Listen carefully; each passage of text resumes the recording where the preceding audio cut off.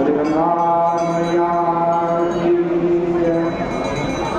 बोले सत्य सनातन धर्म की जय। बोले श्रीमद् भागवत महापुराण की जय।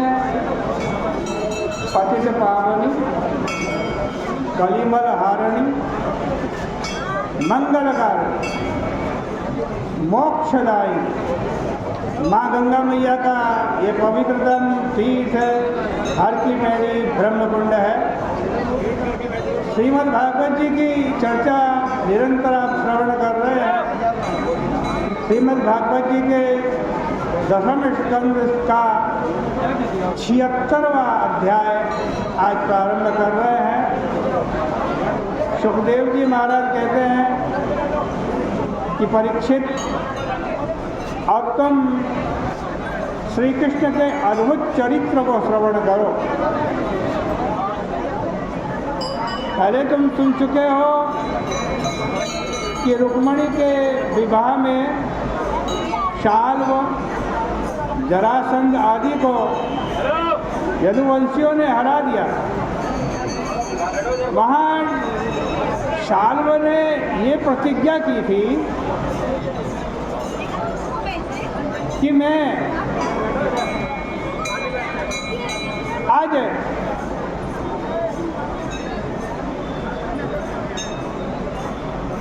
पृथ्वी को यादवों से रहित कर दूंगा। उस समय तुम मेरा पौरुष देखना।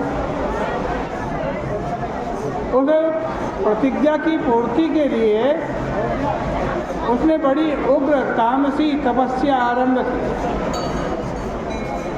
वह केवल एक मुट्ठी भर राख मुख में फाँक लिया करता था और सारा समय भगवान शिव की आराधना करता था।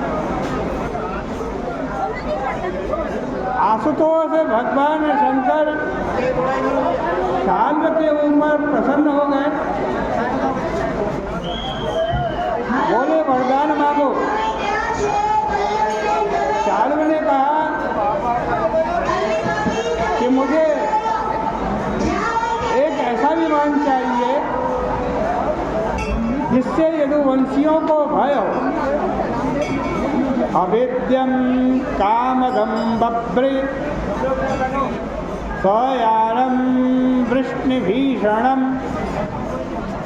शंकर जी महाराज ने मयासुर को आज्ञा देकर उसे वैसा ही विमान दे दिया। शाल्व ने वह विमान लेकर के उस समय चढ़ाई कर दी। जब श्री कृष्ण वहाँ नहीं, वो नगर को नष्ट भ्रष्ट करने लगा। उस समय घर में प्रद्युम्न जी थे।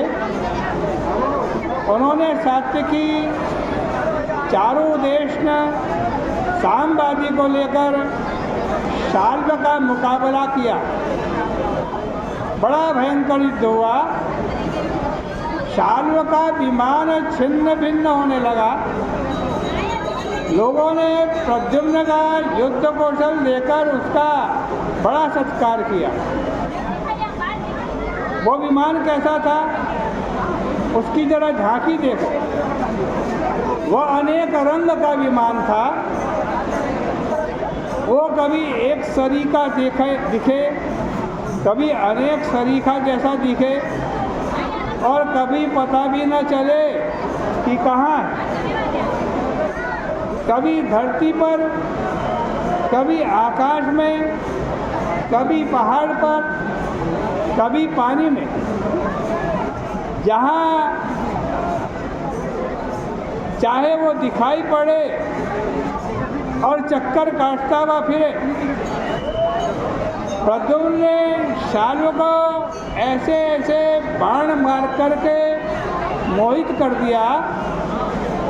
उसके मंत्री महाबली द्युमान ने, जिसको पहले प्रद्युम्न ने घायल कर दिया था, प्रद्युम्न के ऊपर प्रहार किया और उससे प्रद्युम्न बेहोश होकर के गिर गए।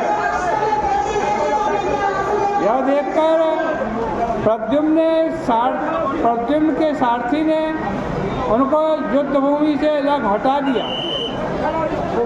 जब उनको होश आया तब वे अपने सारथी से बोले कि तुमने मुझे युद्ध भूमि से अलग करके बड़ा बुरा काम किया।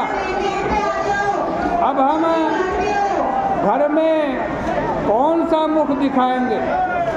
हमारी भाभियाँ कहेंगी कि तुम्हारा बल पौरुष कहाँ चला गया। इस प्रकार से श्रीमद् भागवत महापुराण का दशम स्कंद का ये 76वां अध्याय परिपूर्ण होता है। कल को आपके सामने 77वें अध्याय की चर्चा होगी। आज की चर्चा का यही विराम करते हैं। बोले कृष्ण कन्हैया लाल की जय।